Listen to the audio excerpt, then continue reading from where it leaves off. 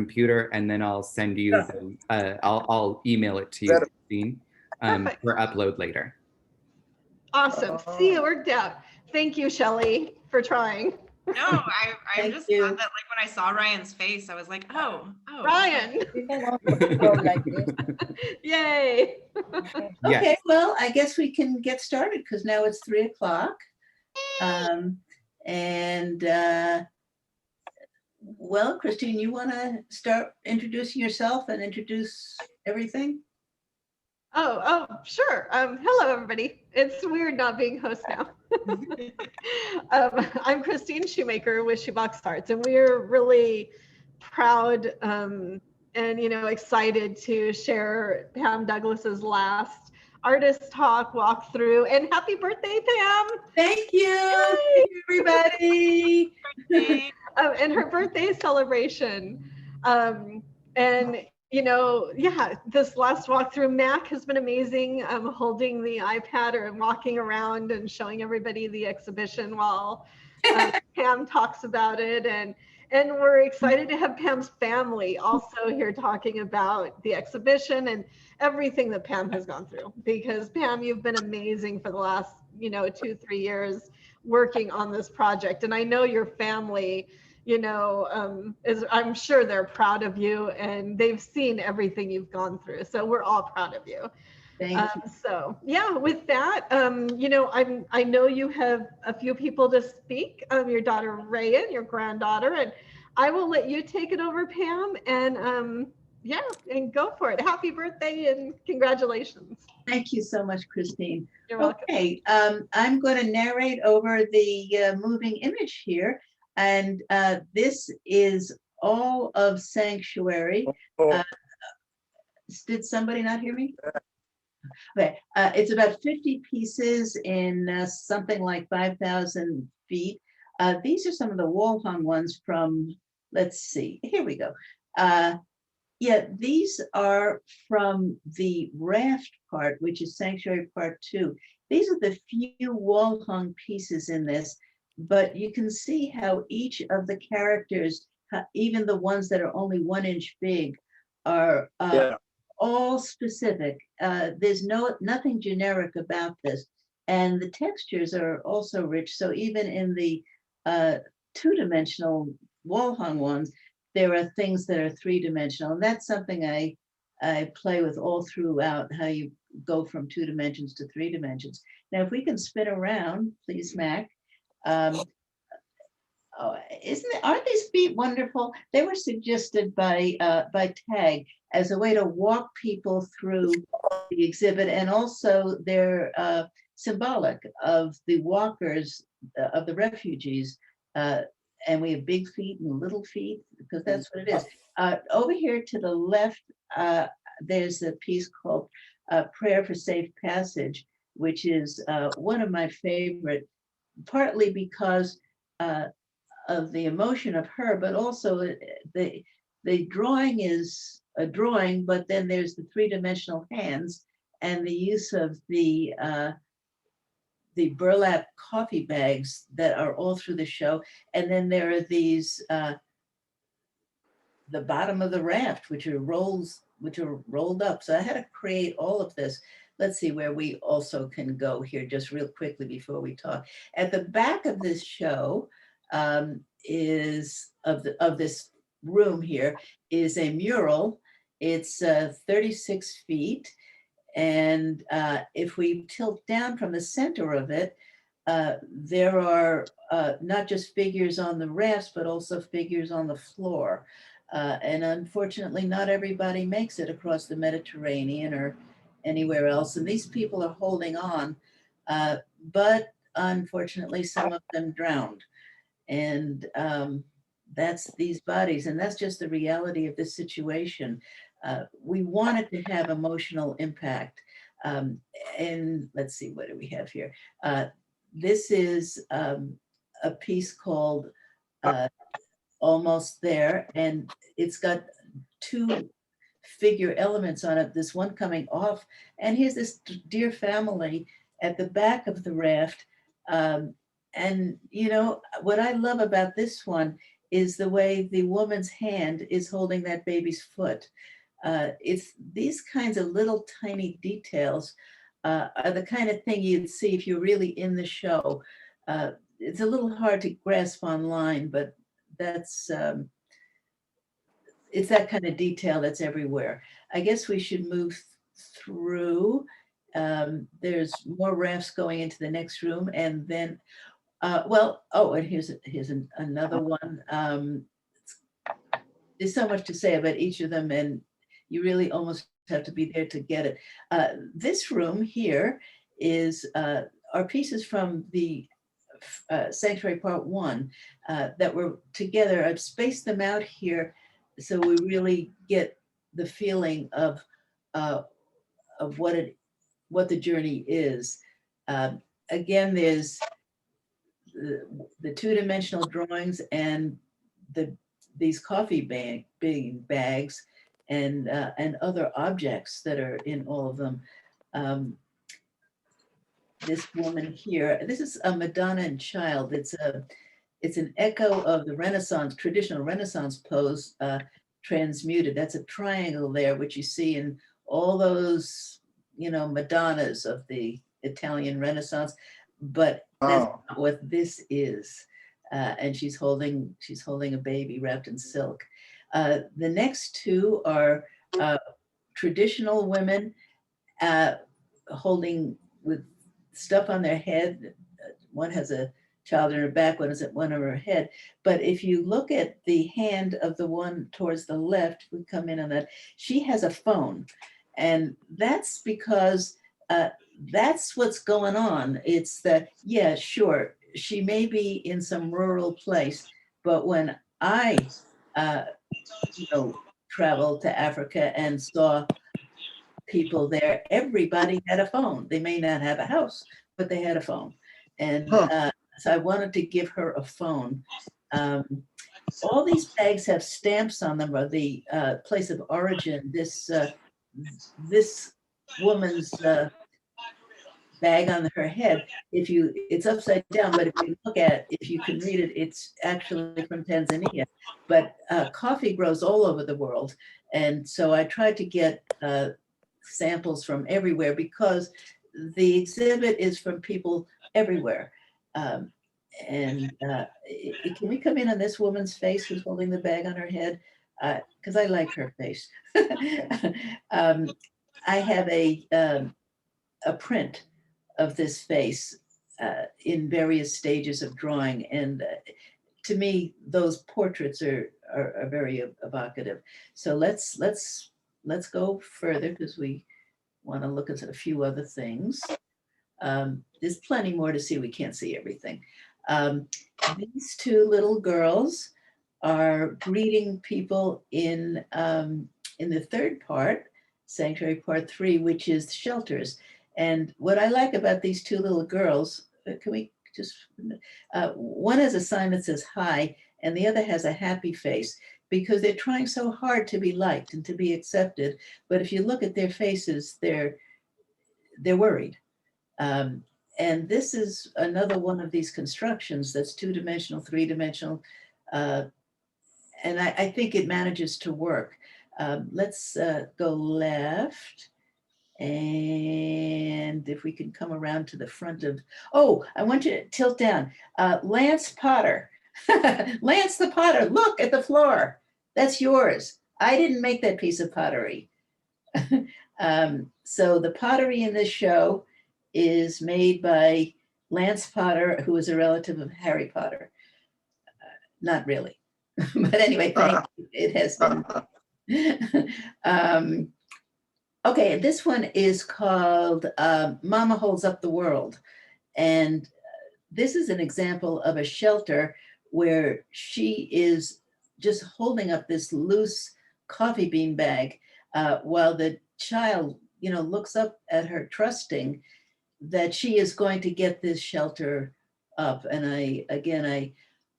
I want the hopefulness in Part 3, because even though people drowned before and are having a hard time, this third part is for the sake of hopefulness, that there is shelter, there is a possibility of a future. If we can scan quickly for the mural, this is another 36-foot mural that goes from a dark red sky all the way around, again, trying to show potential, to a blue sky, and the possibility of hope as we get towards, I guess we're here now. This is a one-room schoolhouse with children of various ages and, you know, just various situations and backgrounds, crowded together. But again, they've got notebooks. These kids here are looking at a map, and there's more color in the third part, whereas the earlier parts were mostly monochromatic. There happens to be a chicken there as well, but whatever. Let's see, what else can we look at? There are several other pieces here. Oh, if we go left, yeah, let's come in on this one a minute. And we see there's this woman just arrived. She's holding her head in her hands, doesn't know what she's going to do, but you can see the kid in the back wearing a pink hoodie that is repurposed from Sonatine, who gave it away. So it's your donation to the art exhibit, one of your many. And then if we swing around to the right, we can see a few more pieces before we stop. This is a laundry place where, you know, there's a possibility of normal life. This is a old silk painting, which makes water. These little girls are washing up, and some more clothes donated by Sonatine that she outgrew. So thank you. And now we go around right, and this is a big drawing. Tag gallery is so large, it's hard to see how big these are. This is 6 feet wide by 5 feet high, and it's tons and tons of detail. It's we're panning a little bit there. There are figures, there are children playing. I wanted to do this because it's not like these camps have just like a few tents. Some of them have thousands of tents, and some of them have been around for 10 years, which means some kid has grown up there and never got out. And as we come around the corner here, we have the clinic. Oh. This is a clinic run by Doctors Without Borders. And there are, yeah, there's an unfortunate character in there. And some doctors running, and some, you know, some people waiting online to get into the clinic. And this guy's got holding his kid waiting for the doctors. These are more people online for the clinic. As we sweep around, we see the logo from Doctors Without Borders and somebody else on a stretcher. And then if we keep going around a bit, I'm doing a very fast walkthrough. This is a donation table for them. Lots of other things, never mind the phone ringing. And I guess we can now just go back out to the main room and take questions and comments from Reya and Sonatine and anybody else who wants to have something to say. Oh, and here's some more that are from, yeah, this one trapped in, this was from the first iteration of this. Yeah. Yeah. Okay, so Reya, would you like to say some things, or Sonatine, or anybody else? Well, yes. Did you want to say something first, or should I say something You first? say first. Oh, okay. I will say my things first. I'm sure she will. So I guess my biggest question about this, and you know, I've been living with the evolution of this work for the last. Oh, you know what? I should introduce you. Oh, okay. I realize I didn't say who you are. And me too. It's clear that we don't know. And you too. Not related. This is my daughter, Reya Yarbrough, and her daughter, Sonatine. Reya is a musician, writer, and has provided the music that's behind all the videos that are available. And Sonatine is 6 years old and it does wonderful paintings herself. Okay, I'm sorry. Now you're introduced. You muted all of a sudden. I have to clarify that she is 6.5. She's what? She is not 6, she is 6.5. I'm so sorry. That's so important. Absolutely. Yes, I might add that for your previous show, Artifacts of Grace, you inspired a whole album of mine, which I just did, and there's more music coming for this work. But anyway, let's see. So we've all, we all just got a wonderful tour of this work, which is very, it's hard to put it into one category. It's very, very personal, and it's also coming from a global perspective. And it's kind of incredible that you're able to encompass all of that. So that leads me to the question, why now? Why did you feel that now was the time to explore the topic of refugees? What about the world right now brought you to make this statement? That's a great question. I started this in 2016 with the children taken from the parents at the border, because I felt compelled to respond. I know there are some artists who feel the way to answer ugliness is with beauty, but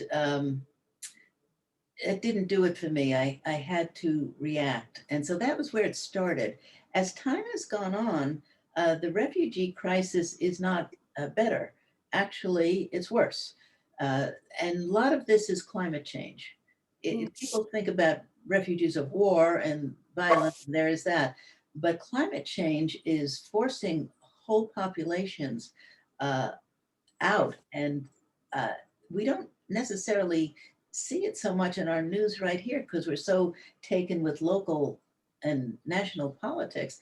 But the truth is, there are millions of people who are without the ability to have food because of the drought or the floods, and they have to go somewhere. And this is a crisis that's going to be continuing in the next years because climate change is getting worse instead of better. And so we've got a lot of issues that I felt are truly pressing.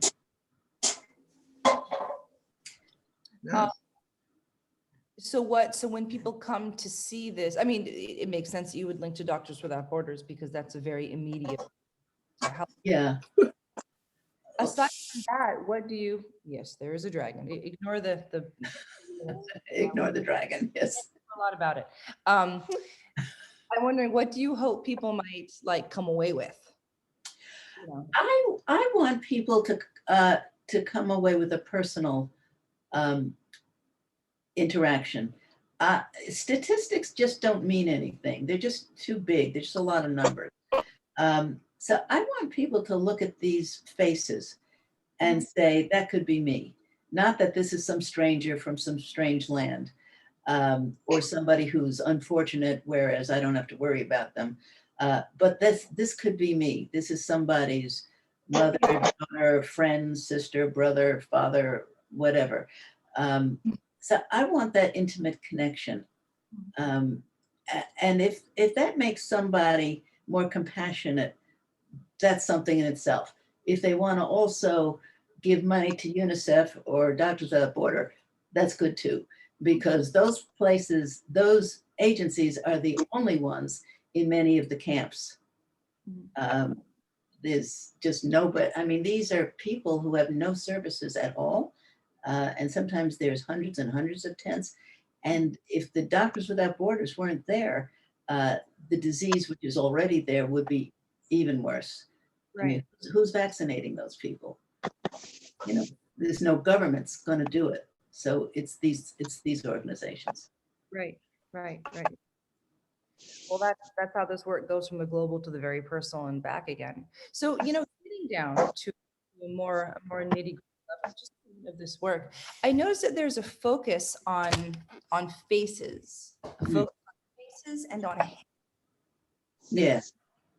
And I noticed that these faces, they seem to, they cover like many different ethnicities and ages and the whole spectrum of sick to well, all kinds of things. And I'm wondering, how did these particular faces come to you? Are these people who you've seen? Did you come from a really emotional place with them? Or was it more of a, in other words, was it more that you were led by impulse or technique in terms of face and hands? There's two answers. Yes. One is that I did some research and I do have photo references. But the interesting thing about the faces in particular, not so much the gestures, because the gestures echo poses I've seen, but with the faces, there are no models, there's nobody posed to them, they're not photos. Funny thing is, nor would I say it was purely emotional. It came from the pencil.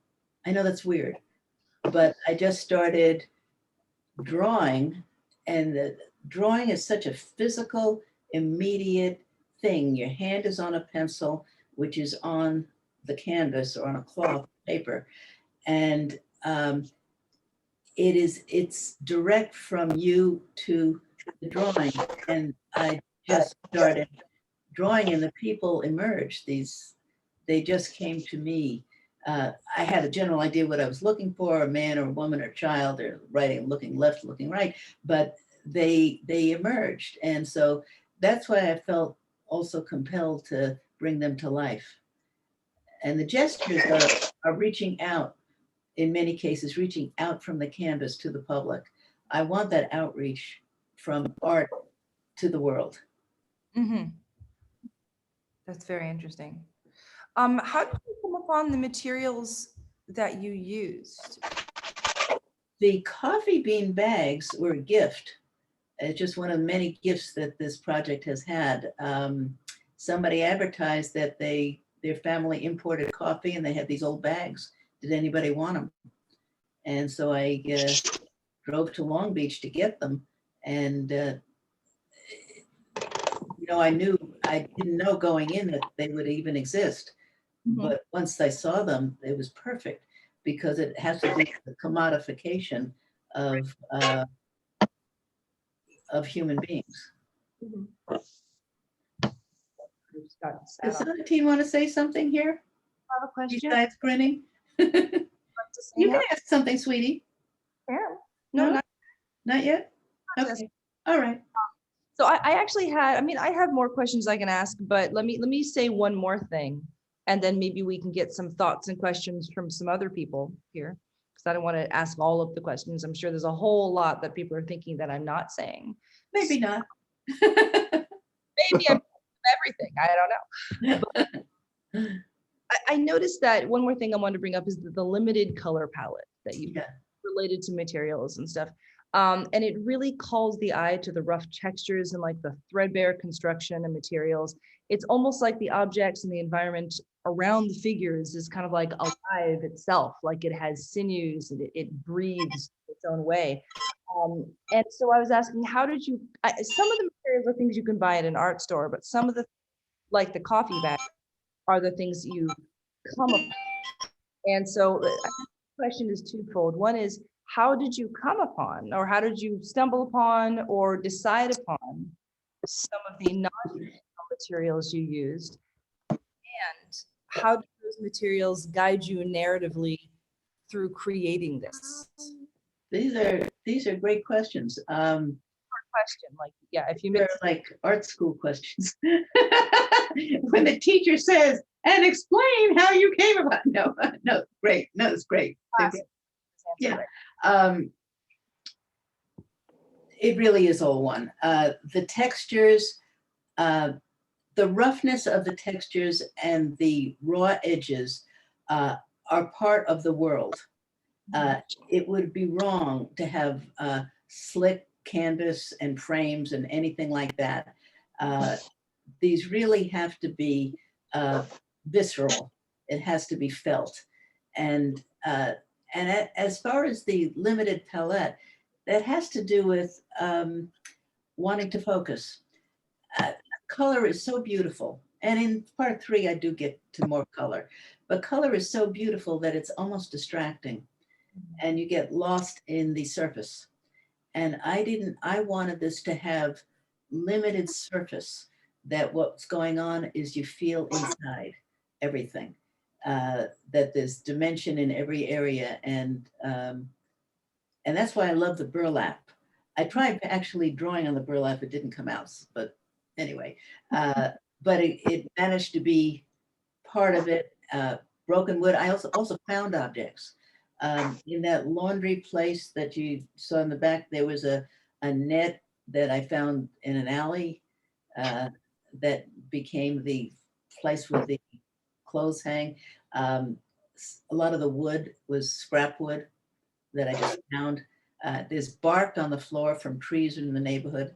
I mean, it's just, the world is in it. It's not art. It's not purified art. Let's put it that way. I wanted that gutsy roughness because I think that's the subject. Cool. That really comes through. Yeah. And I have to say, just from my personal experience, it's helpful in writing music. Yes, there's a person here. It's helpful for writing music in your work because hi, excuse me. Hi, this is so professional. Honey, could you sit on my lap, please? Just because the variance of textures gives me lots of ideas, lots of sonic ideas. Oh, great. Well, yeah.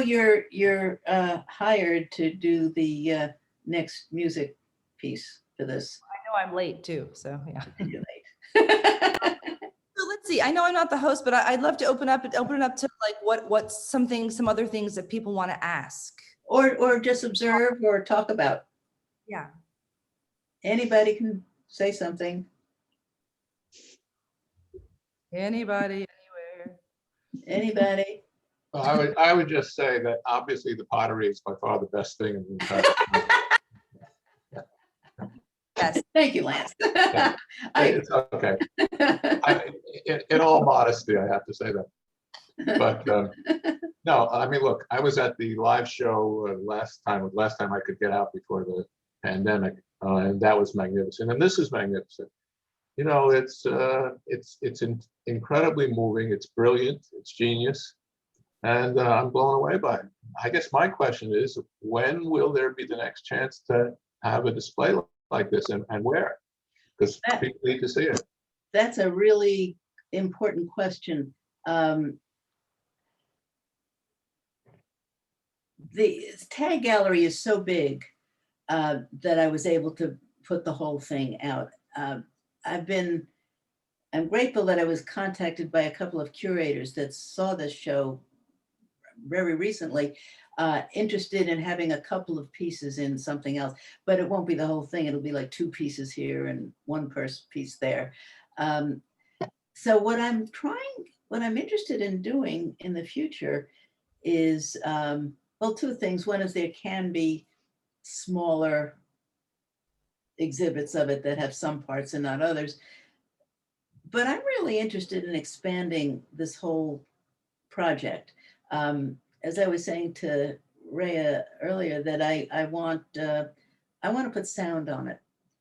I want whispered voices from these people and more of her music as well, and maybe some other effects, and improve the lighting.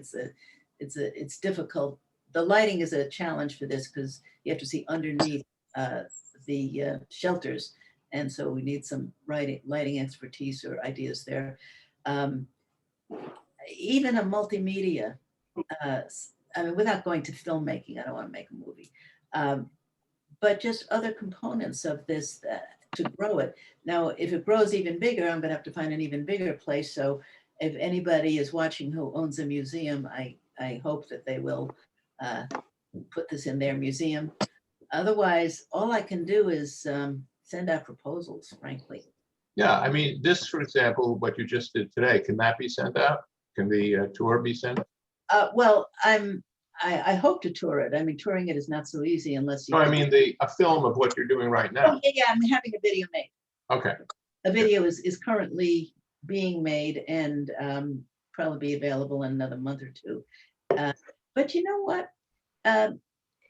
Even though I appreciate you and everybody seeing this on a screen now, it's just not the same as seeing it in person.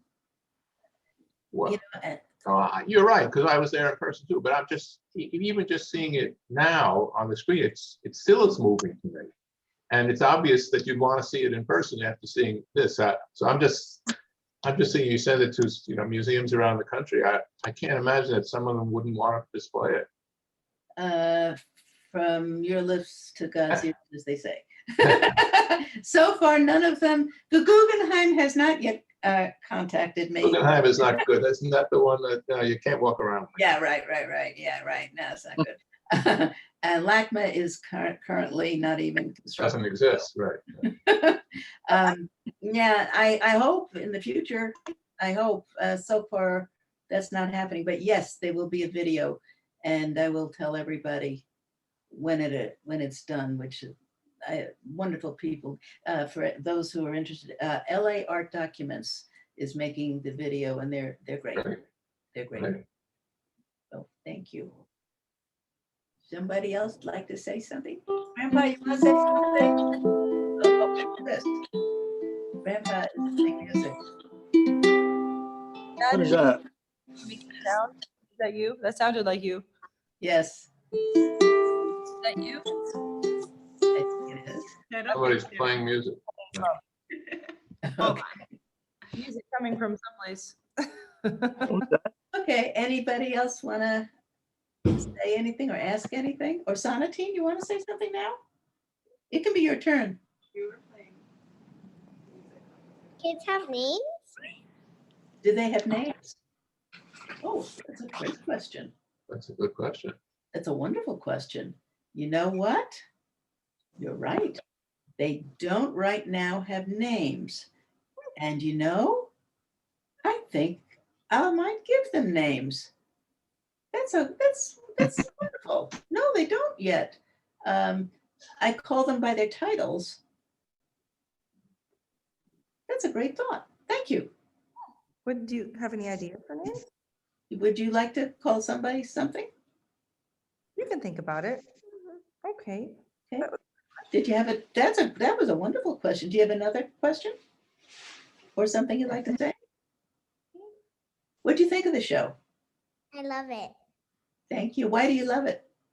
I like everything on it. Thank you. How does it make you feel? Surprised?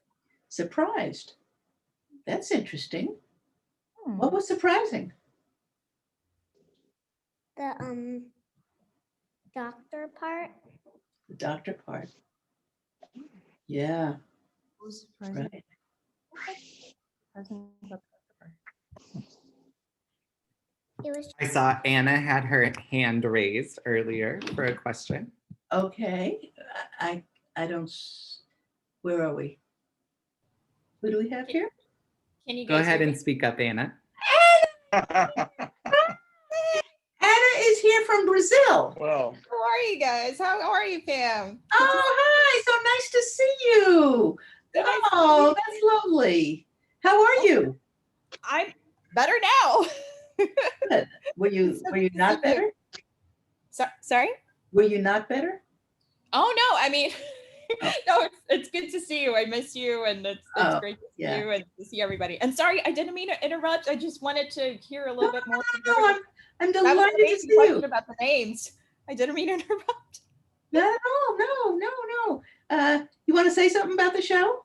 Yeah, I mean, you know how I feel about all of the pieces. Like I was, lucky enough to be able to see some of them live for the first part, and I wish I were there to see them live, the third part, because yeah, they're just incredible. And as you said the last time we spoke about the project, like you said that you felt your own evolution throughout the process, and it's just beautiful to see like all of the pieces together, like combined, it just, you get the whole feeling of the entire project, and it's just, it's moving, it's touching, and it's powerful, and yeah, just every way. So in an artistic way, and you know, just in a way that makes you think and feel at the same time, and it's just like so evocative and powerful. So thank you so much for your work for all these years. Like I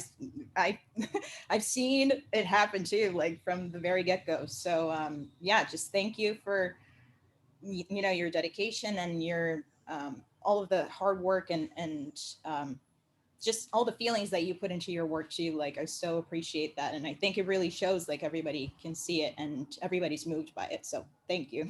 Thank you. Yeah, and congratulations, like it's amazing, and it's amazing to see part 3 come together, and happy birthday. Is it your birthday? That's amazing. Happy birthday too. And I wanted to ask you, like, after having worked on this project for so long, and you know, now seeing all the pieces come together and everything combined, like how do you feel about what you've created? And I was going to ask about the next steps too, but you answered that. That's great that you're putting sound on it. That's super exciting.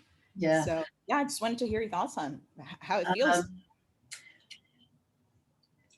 You're so right. I've been working on it for 2018. I think I started on the earliest part of this. And the most recent pieces are very, very recent. It was just a little bit before the show opened. So it's been consistent. And I even took time off from school in order to work on it all day, every day, because I couldn't have done it otherwise.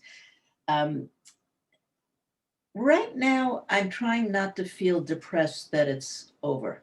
Not depressed, that's too strong a word, but to feel energized about what is the next step, and that there is a next step, or whether I should maybe take a break, do something else, and then come back to it. I'm in the middle of doing something that you're familiar with from school, is writing proposals for, you know, further backing and stuff like that for where this goes from here. I don't honestly know, except to say that this can't be the end. It cannot be the end. Too much went into it. When this comes down on Saturday, it goes into storage because I don't have the physical space to store it. So I have to actually disassemble each one of the parts. Every single thing here has to get actually taken apart and put into boxes, so that when I put up this show, when I put up any other show, I have to rebuild everything, because I just don't own a warehouse, or have access to one. So it's going to be boxed. And so I won't even be able to see it except in photos until it comes out into the world again. And it's kind of bizarre, because like a painter, you do the painting, you can hang it on your wall, you can still see it, but I can't still see these. And that's a little odd, actually. Maybe not bad though, because it gives you perspective. I don't know. Interesting. Well, as always, if there's anything I can do to help, I don't know, I'm here. I know. Thank you. You've always been there. Appreciate you. Thank you so much once again, and congrats. Amazing. Thank you. Somebody else want to say something? Yeah, I have another question. What made you decide some things should be three-dimensional and some things should be two? The most two-dimensional ones is where I started, because I was a painter, as you know, by history. I never did three-dimensional work. And so my comfort zone was two-dimensional. It very slowly evolved. But what happened was, when it got to be the rafts, although I have a few wall-hung pieces, it just wasn't what the subject needed to say. They needed to come out into the world in order to see this is a raft. And that was really hard, because I didn't know how to do it. I had to teach myself how to do that, because I've never done sculpture. And then that just has continued. What made some parts three-dimensional, it really was like there was a piece, I think Mac is not here anymore with the iPad. There's a piece where there's a father and a child, and his hand is coming out of the canvas, reaching out to the viewers. That's from an earlier phase. And that was essential to the work itself, that it reaches out into the world. It was the feeling that I had to reach out to the public. Yeah, well, that's one. Yeah, that, oh, you are there with the pad. Yeah, that hand is three-dimensionally emerging from that canvas. Yeah, between the ropes. And whereas the rest of that piece, except for the rope itself, is in fact two-dimensional. And what it does is it creates a larger impact. I do that hands a few places. I think it's great. I was just trying to figure out what made you, I mean, the hands, I guess, maybe are obvious, but some of the whole images, the two girls, for example, I had the sense that one of them was drawn and the other one was three-dimensional. Oh, yeah. Can we go back to the three girls, the two girls sitting on the, not back, but forward? Yeah, into that room. These two girls, their legs are entirely three-dimensional. This is kind of interesting. These two girls, see there, their little legs and feet. And by the way, I did a lot of I am non-domestic, but I had to sew all these clothes, so I had to make their pants. It's true of everything else. But the top of this piece was in part one, and it was only a drawing. It was just a two-dimensional drawing. And when it came to doing part three, I thought, you know what? This could be more. So I cut it out. I literally cut it off of the canvas. And the hands and the faces and the burlap bags were always there. But I made them legs, I gave them pants, gave them feet, and then I sat them on something so that they would literally be greeting the people as they walked into this third part of the show. Also behind them, by the way, is an old abstract painting, and I've got these paintings that are repurposed all through the show. See, that's an abstract painting that predates the show by many years. It was just hanging around, and it came back to life as the wall that these girls are hanging on. If Mac, if you can go right to the other tent top, I'll show you something else about the texture. Yeah, like this one here. This is another example of a painting that was from another era, another purpose, but it became the top of this. And by the way, now we're also able to see some of the texture in the mural, which is not otherwise obvious. And yes, the hole in it and everything. I had this from years ago and was able to pull it out and let it be part of this. By the way, that's empty bottles on the floor.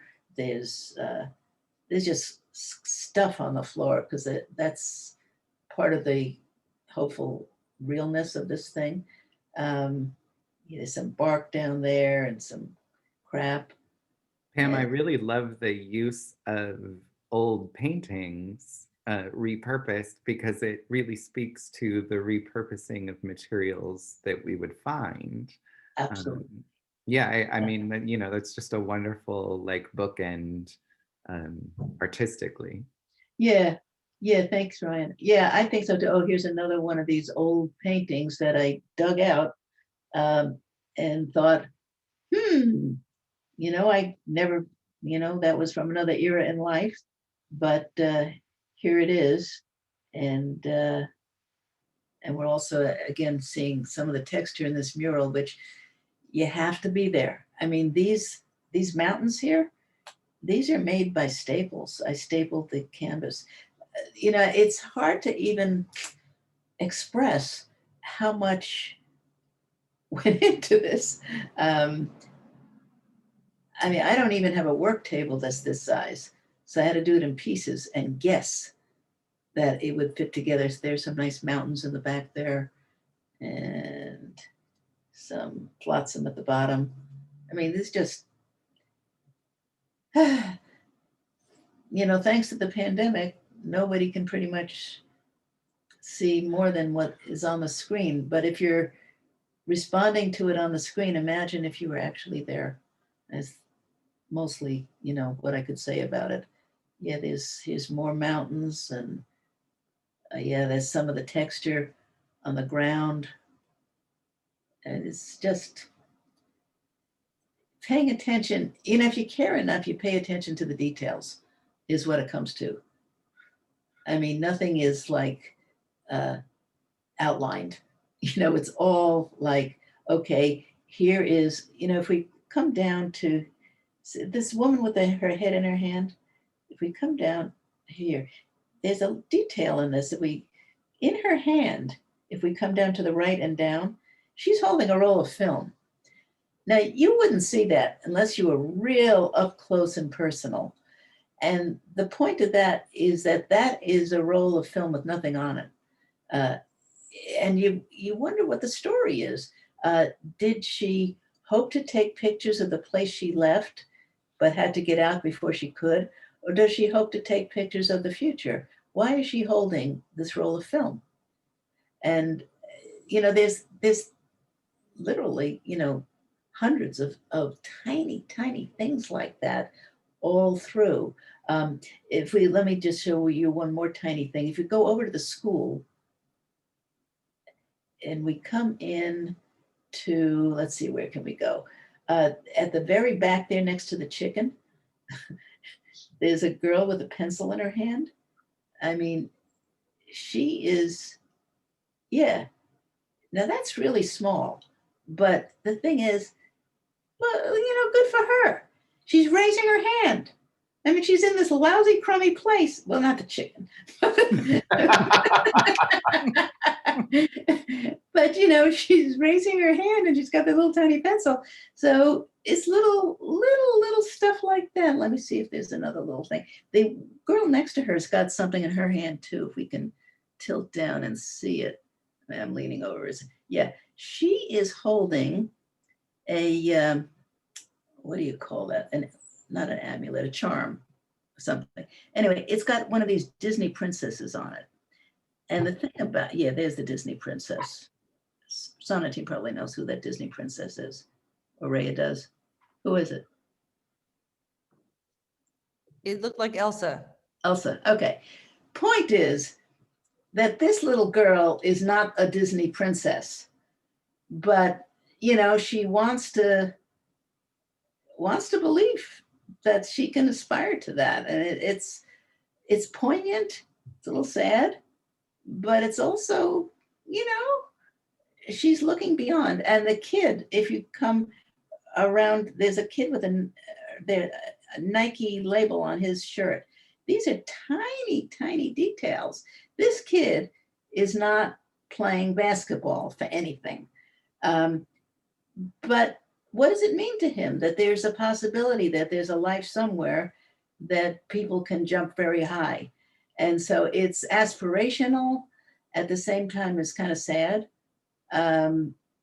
It also says that in a lot of these refugee places, the clothing they have is donated, used usually. So it came from somebody who probably bought that shirt new. So that's what I mean by real small things that a cursory look you'd never see. But I took the trouble to do it because it's worth it. And it shows. All the trouble shows through. I mean, it's, you know, you can really see that how much is in it. Yeah. Yeah, absolutely, Pam. It's a delightful show. It's a really real tour de force of creative output, labor and vision. And it like, you know, I've got to live with it every day. So it's been a real pleasure to come in and, you know, see something that's impactful and beautiful for a month. Really, really is a joy. With that though, sorry, what was that, Pam? People may not know who you are. Hi, everybody. I'm Ryan Hennessy. I'm the president over at Tag Gallery. And we are open, as Pam mentioned, the show closes tomorrow night. So we'll be open until 5 p.m. And then the next show will go live on Tuesday. So we'll have some fresh artwork in the gallery. And we encourage you all to stop by when you feel comfortable and safe. We're currently operating at a minimum capacity with 15 guests allowed at a time. And we are happy to make private arrangements as well if you'd like to come in either the hour before or after our regular business hours. We're happy to open the space for you privately. Thank you. Well, thank you all for being here. I think we're close to the end. Show comes down tomorrow night if anybody can be there, and it will live again somewhere sometime. Yes. Absolutely. Well, congratulations, Pam. Thank you all for attending, for taking part. Happy birthday. And just what a wonderful joy. Thank you, Reya, for leading the conversation and the questions. That was delightful and wonderful. Thank you, Christine and Shelley, for setting this up and making it all possible for us to play in this wonderful digital sandbox with each other. So yeah, wonderful. Any final words or thoughts or prayers, Pam? No, I want to thank everybody. Grandpa, you want to say something? No, I just to reiterate how wonderful the pottery Other was. Grandpa. Other than that. Grandpa Martin. Oh, you're muted. You're muted. You have to unmute yourself. You have to get your sound on. Well, we Just just a minute. He's working it out. working it out. Being unmuted. Martin, Yes. you should have a little prompt from me now. Okay. Oh, there There you you are. go. Yep. Everybody. Yeah. Well, Oh, yeah. I've known Pam since before Reya was there. Was necessary. how'd you like the show? I loved it, and each picture took me to another place in my mind. Somewhere in Chicago, somewhere in a ghetto, where people didn't have as much, but like the pregnant woman, she reminded me of someone in Chicago that I knew, walking down the street. And then there's all kind of flashes of the kids growing up. Ella Jenkins, right? Do you, Pam? Yes. You know Ella Jenkins? Yeah, sure. Remember her? Yeah, I I do. worked a lot with her in Chicago, and we worked with kids. And a lot of the expressions on the faces of your creating little kids there reminded me of playing with those kids, playing music. And so a lot of your reminded me of some other places in my mind, and they were good places, and it's good to go there. And we've always, between us, we've always had a creative thing, I'd work. Its sound is freezing. Oh, the sound is freezing. Oh, Okay.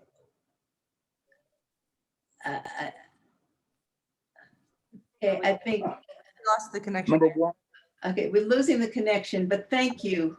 Yeah. We'll talk more later. We